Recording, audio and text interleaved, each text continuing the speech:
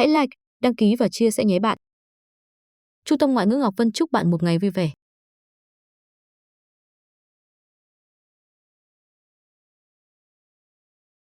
Hello Miss Nguyên and hello who are watching this video. I have now an interesting case and I want to share it with you. So let's start. One beautiful afternoon in Illinois, Miss P stood waiting for her son Robert, 15 years old, to get off work. Because he was busy with his part-time job during the summer, Robert missed out on many family fun events. However, that day was Mr. P's birthday and Robert certainly wouldn't want to miss his mother's special day. Therefore, she took the initiative to pick up her son from work. However, Robert didn't follow his mother home immediately after work, but told Miss Pierce that he had to go meet a contractor at the parking lot. Robert heard that this person was looking for part-time employees and offered a salary twice as high as his current income. After a long time, Miss Pierce still didn't see her son return, so she called the police because she was so worried. The police comforted the mother that maybe her son was in his teens and was playful. So he went with his friends and forgot to tell his family, which is also very normal. However, by 7:30 in the evening, Miss Pierce still didn't see Robert come home. Unable to wait any longer, she insisted that the authorities join into search for her son. After hearing the news, local crime lieutenant Joe Concentrac immediately paid attention to the incident. His son was Robert's schoolmate. Concentrac knew Robert was a good boy who never left without forgetting to say goodbye. He guessed that something had happened to him and actively led the police to where Robert worked part-time. After doing some research, Concentrac found out that the contractor Robert met in the afternoon was named John Gacy. Currently works as an interior designer. Preliminary investigation showed that John Gacy didn't go out on the day of the incident, but only worked inside the house. However, Concentrac still suspected Gacy's search for the subject's criminal history and ordered Gacy to come in for questioning. When Gacy arrived at the interrogation, Concentrac hadn't yet conducted an in-depth investigation of him, but his appearance immediately caught his attention. Short, chubby figure, black beard. He called himself a businessman, participated in local political activities and took photos with the First Lady. In addition, he also participated in several public activities, such as playing the role of a clown in festival to entertain children. When asked about Robert, Gacy said he didn't know the victim and had never had any contact. However, when Concentrac mentioned the testimony of the witness who had seen Gacy and Robert in the parking lot, he immediately defended that he only greeted the boy and then left. Gacy's testimony sounded reasonable, but with the sharp intuition of a long-time police officer, Concentrac thought he was lying.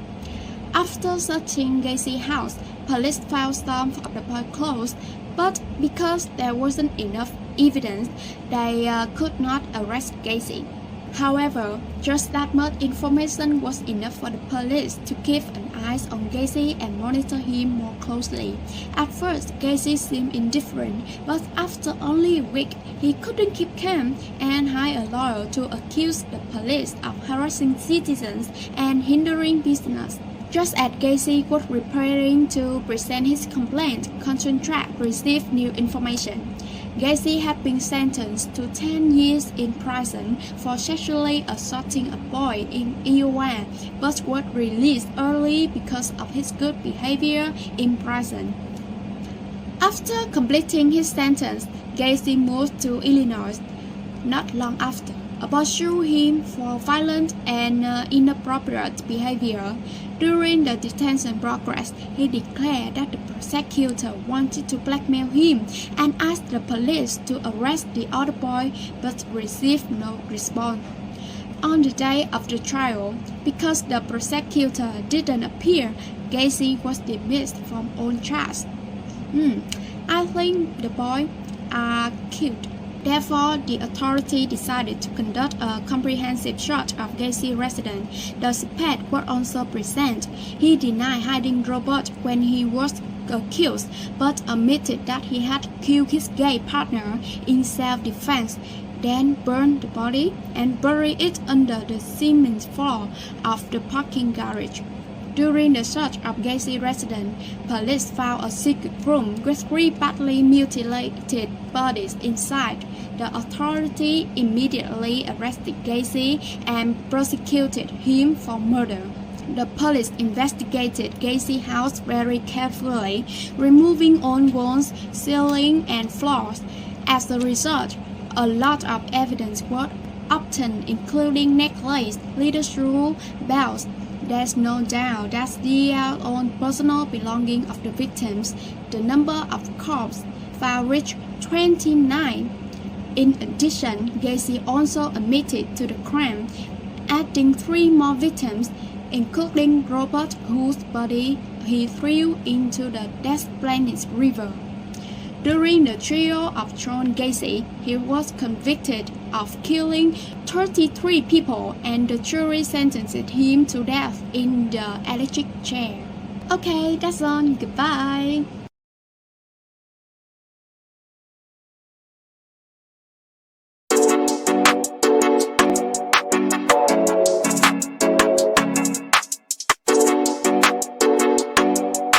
Princess Anastasia in the left, and the fake princess named Anna Anderson. With the intense attack of the Russian Revolution, the instance of the royal family is unacceptable. In 1918, the members of the royal Romanov family were killed. Russia Nicholas II, his wife, son, and 4 daughters, to ensure that no lady maid herself can then stand up and gather the population. Soon after, there was rumors that some of the royal family members have escaped and survived. Many people who received themselves are one of them and emerged as the Anderson's case. In 1920, Anderson was put into the hospital after trying to commit suicide and confessed that she was the Princess Anastasia, the youngest daughter of the royal family. Anderson persuaded people with a surprising knowledge of the family and the life of the royal family in the court. Some are far, and the people who know Tsar Anastasia believes Anderson is the princess, but most not accept this. In 1927, Anderson's outclassmate stated that her real name was Franziska Skanzowska, not the Princess Anastasia. That still does not stop Anderson to allow them to enjoy the famous from the royal.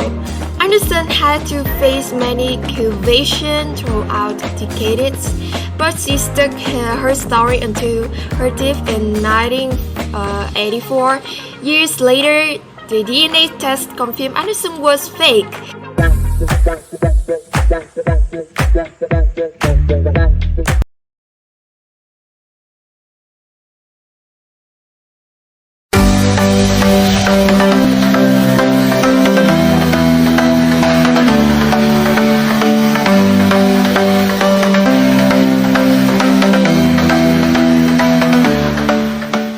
The story of Anna Sorokin was mentioned a lot by the international press when the movie Inventing Anna was released to the public. Anna Sorokin is a girl born in Russia. Later, in the process of running a transnational scam, she built her image as a wealthy and well-to-do aristocrat from Germany. Mainly defrauded rich people in New York, USA, in the period from 2013 to 2017.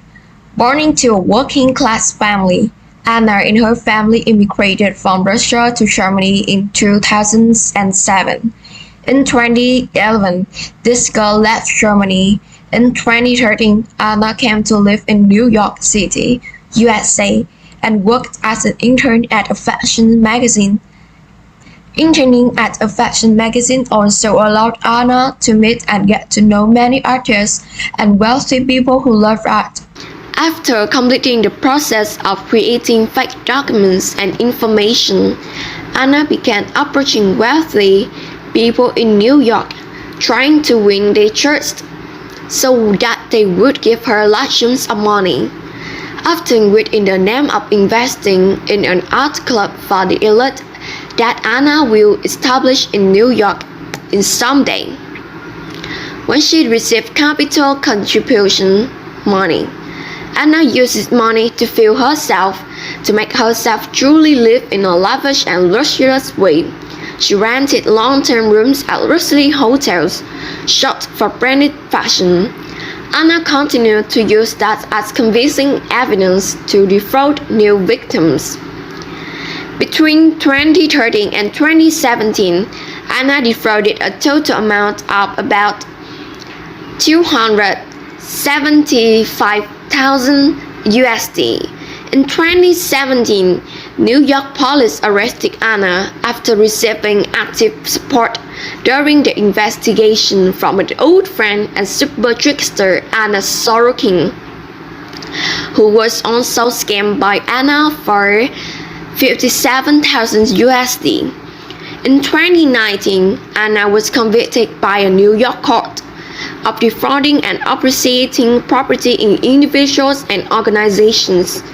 Anna's sentence was from 4 to 12 years in prison. After Anna spent 2 years in prison, she was deported from the US back to Germany, and she committed fraud when she was in her early 20s.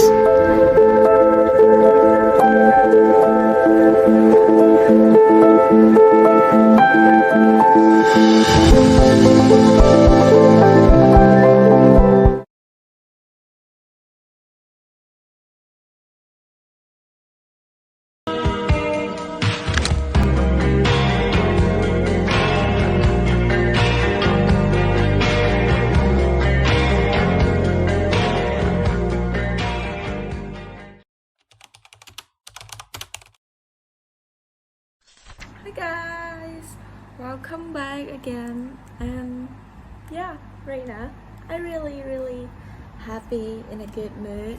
So I want to talk about how to be in a good mood for every day.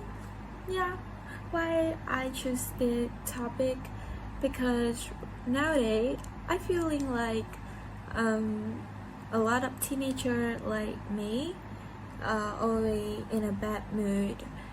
They don't feel happy in life and don't get interesting of anything. So I want to give you guys this video to make you guys more motivation for how to find happiness in life. So let's get started. So firstly, that is do anything in the morning, and when you wake up, think about nice thing will come to you. Because if you wake up and you're in a bad mood, it will be it will make your day will come worse. Yeah, and just wake up and think about anything nice. This will come to you. Yeah, that is so easy for us, right? Secondly, that is do more exercise and find your favorite sport. I'm a person who always love playing basketball. So when I think about that, or when I come to a coach and play basketball, like I'm feeling like everything I feel bad or feel tired is disappear. Yeah, and that is really good. So if you have a good health, you will be happy. Yeah, I think so. And what I say next is, this is kind of crazy, but yeah, choose food to boost your mood. Why I'm saying that? Because when I'm in a bad mood, I always want to eat an ice cream, something like cozy or something like like ice cream, because ice cream always make me feeling better because it's sweet and it will give you more energy for a day. So if you're in a bad mood, go to eat ice cream. Hurry up. And the last one I want to say that is work toward meaningful goals. Because why? When you start to do anything, just think about the goals, and the goal that will meaningful for us a lot, and it will make us feel happy and more motivation. Like you will be positive to do that. And I don't know, all of that thing I say for you is feel happy or anything, but I hope that it's useful for you. And that's all. I just want to say that. Thank you guys for listening. See you soon. On November 24th of 1971, a man goes by the name Dan Cooper hijacked a plane which flew from Oregon to Washington. He demanded $200,000 in ransom to the flight attendant, and the flight was stopped. It landed at the airport. Dan Cooper demanded $200,000 from the FBI. The FBI gave him the money, which equivalent to $1.5 million in today's money, and he let all the other passengers leave and keep the crew to himself. They take the next flight to Mexico City, and Cooper demanded the crew to stay in the cockpit, and after that he jumped from behind the airplane outside to the dark weather, which was harsh at the time. The FBI gave him 4 parachutes. He took 2 of it. One doesn't work, and the other actually worked, but he doesn't have skydiving equipment. It was believed that he died, but others speculate that he was still living. This plane was very well planned, as he very careful, doesn't leave any significant evidence, as he left 4 cigarette butts that he smoked. Many sketches were created to depict how he looks, but none of them was very reliable. It was believed that the name Dan Cooper was used just to buy the one-way ticket, and he was speculated to not be American. He seems to be from Canada or an Indian descent. The flight crews have little to no significant or reliable information, but neither the passengers, making this case unsolvable, as there no any reliable or trustable evidence to believe Dan Cooper his identity. So he got made with the money is speculate the internet as they try to figure out his identity.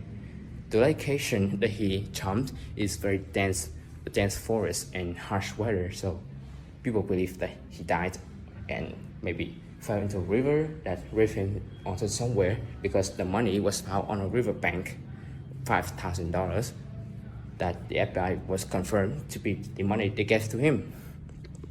So it was speculated that he died, but on the investigation information, they said that is still unsolved and unidentified, and the case was closed for some time now. It has been 51 years and they found no evidence, so they just closed as there was no further investigation made. That's the story of Dan Cooper, the story that which inspired many other hijackers stories, but they all failed because after that the airport security was increased. That's the story.